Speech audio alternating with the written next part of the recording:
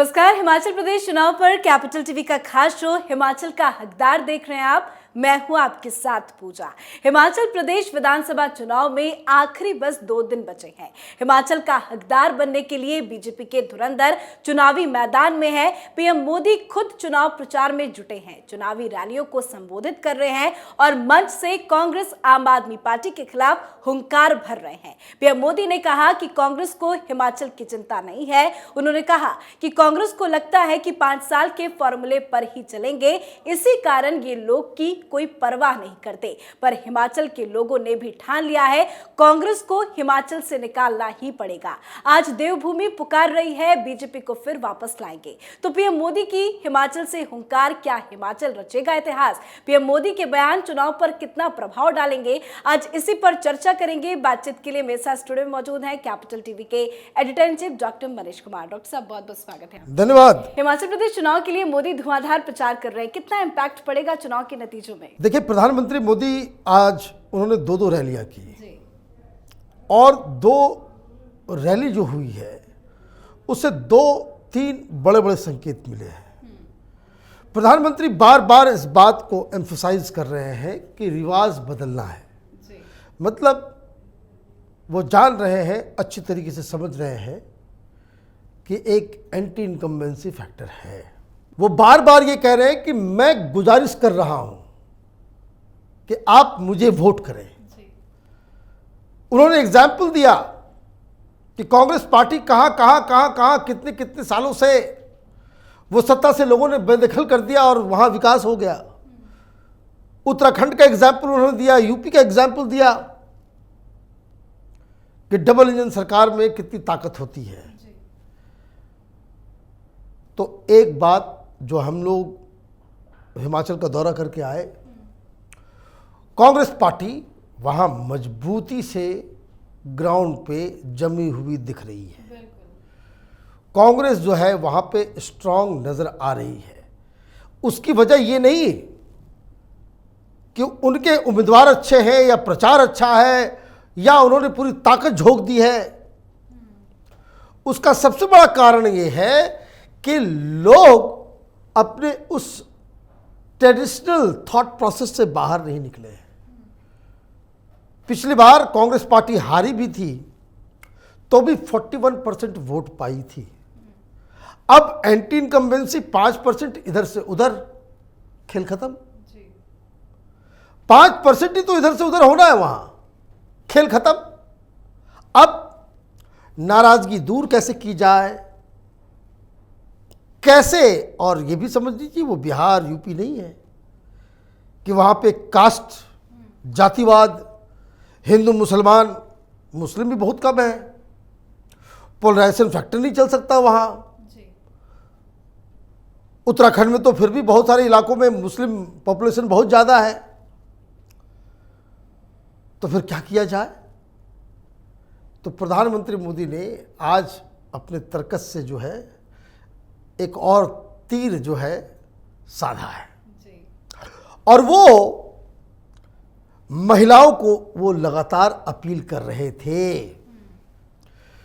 बेटियों के लिए साइकिल, कॉलेज जाने वाली लड़कियों के लिए स्कूटी, लड़कियों की इज्जत, महिलाओं के परिवार की इज्जत, उसके लिए शौचालय, पूरा का पूरा भाषण का जो पूरा, इसको आप कह सकते हैं कि जो फोकस था वो महिलाओं के ऊपर था।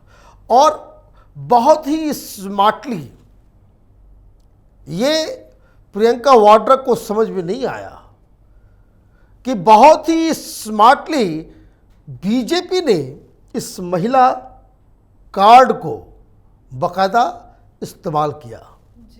आप देखिए, महिलाओं के लिए स्पेशली अलग अलग, यंग लड़कियों के लिए, हाउसवाइफ्स के लिए जो इन लोगों ने मैनिफेस्टो तैयार किया उसमें जगह, और महिला उम्मीदवारों की संख्या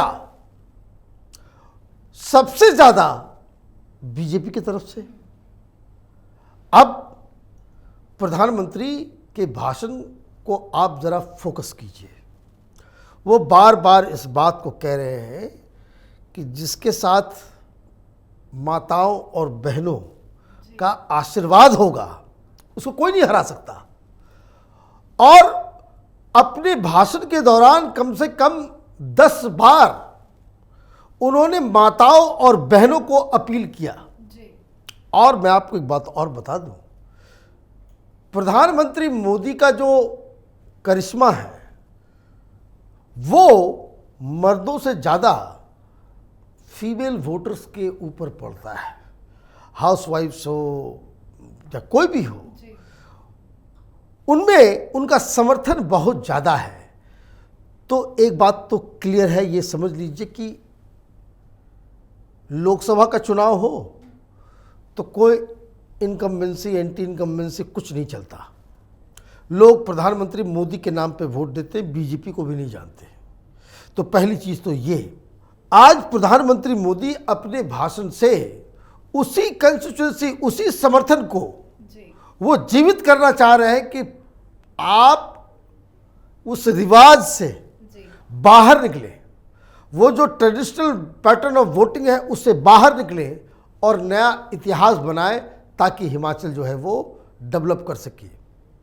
कांग्रेस की पूरी पुरानी कहानी, पूरी फाइल उन्होंने खोल दी और महिलाओं से अपील की। मतलब ये कि फोकस जो है वो महिलाओं के ऊपर है, क्योंकि वो इस बात को जानते हैं जो मेल होंगे वो पेंशन के लिए तो अलग अलग चीज़ों के लिए वो परेशान हैं। महिलाओं से डायरेक्ट अपील प्रधानमंत्री का ये तुर्फ का इक्का है। जी, आपने रिवाज की बात की तो रिवाज को लेकर भी पीएम मोदी ने आज एक बड़ा बयान दिया कि जो ये रिवाज बदलने की परंपरा है उससे नुकसान हिमाचल की जनता को ही होता है।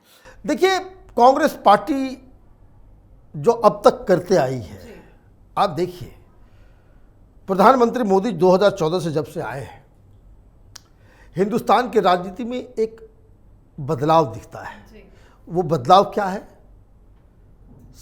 सरकार ने काम किया या नहीं किया, रिपोर्ट कार्ड, काम दिखाना, विकास को आपने राजनीति के सेंटर स्टेज में लेकर के आ पाए।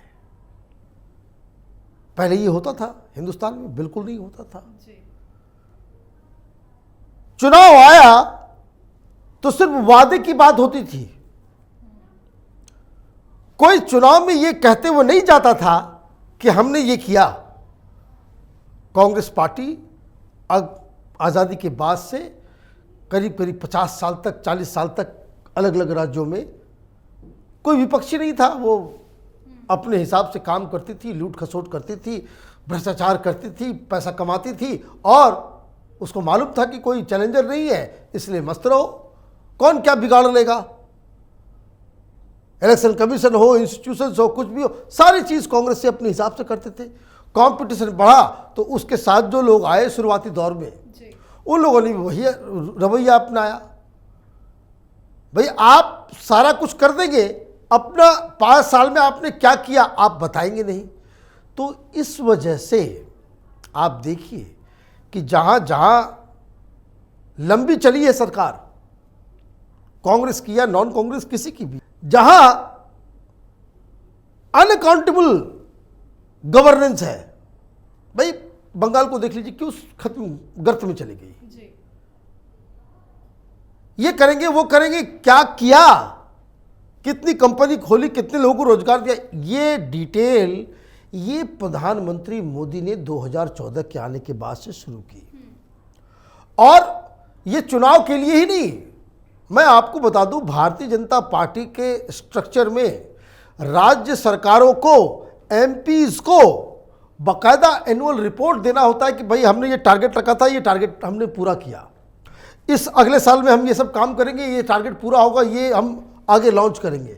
तो ये जो अकाउंटेबिलिटी की बात जो प्रधानमंत्री बार बार कहते हैं, ये हवा हवाई नहीं है, ये एक्चुअली इन लोगों का एक राजनीति का एक नया तरीका हिंदुस्तान में आया है कि आप अपने काम को दिखाकर आप वोट मांगे।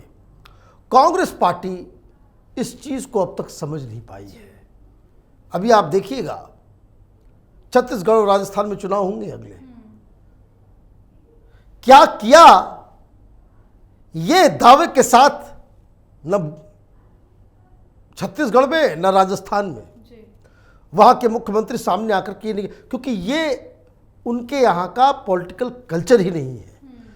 वो वादे के साथ आते हैं, लेकिन 5 साल जो आपने सरकार में जो समय गुजारा उसमें आपने क्या किया वो आप बताते नहीं हैं। प्रधानमंत्री यही सब बातों को लेकर के वो कह रहे हैं कि इस रिवाज को तोड़ना है, और ये रिवाज तभी टूटेगा जब आप काम के आधार पे आप हमें वोट देंगे और ज़्यादा से ज़्यादा संख्या में आप वोट देने जाएं। ये प्रधानमंत्री की अपील थी। जी, बहुत बहुत शुक्रिया बातचीत के लिए। धन्यवाद। तो बीजेपी का हिमाचल में टारगेट मिशन रिपीट है। हिमाचल का हकदार बनने के लिए बीजेपी की तरफ से तमाम तरह की कोशिशें की जा रही हैं। मोदी ने साफ कहा है कि सरकार बदलने की परंपरा से हिमाचल को नुकसान हुआ है। बीजेपी ने चुनाव प्रचार के आखिरी चरण में पीएम मोदी की रैलियों के रूप में अपना मास्टर स्ट्रोक चल दिया है। अब देखना होगा नतीजे किसके हक में आते हैं, किसकी बनती है सरकार, कौन होता है सत्ता से बाहर। आज के हमारे शो में फिलहाल इतना ही। देखते रहिए कैपिटल टीवी। नमस्कार।